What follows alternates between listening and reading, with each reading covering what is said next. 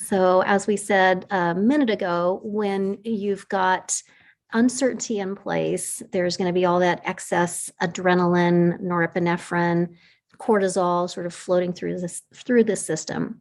However, when those agreements are set well and people are really understanding how we're going to work together, it's a much different perspective.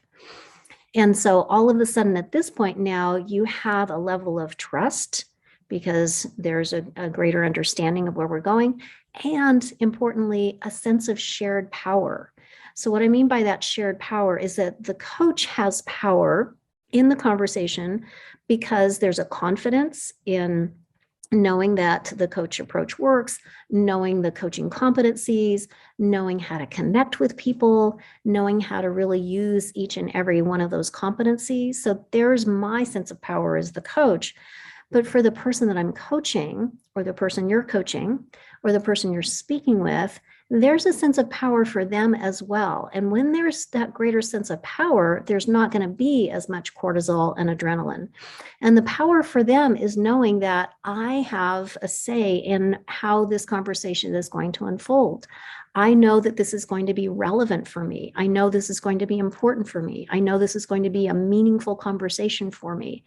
And with that, now there's a greater sense of power on the part of the person that you're coaching.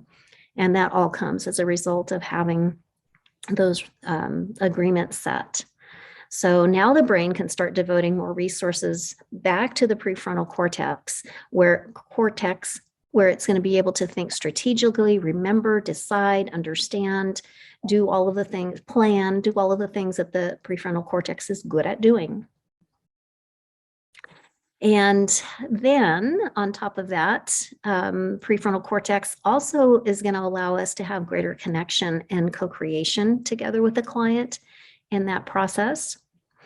And it's safe as well to be able to revisit agreements. And that's an important piece of the establishing and maintaining agreements competency. It's not just establishing an agreement at the beginning of the conversation. There's also a revisiting of that agreement midway through. And so if the coach doesn't, or even a leader doesn't check in on that agenda with questions like, how's this conversation going for you?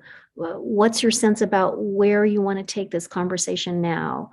Or let's revisit what you originally were hoping to achieve in our conversation today. How is that unfolding? How is that shaping up?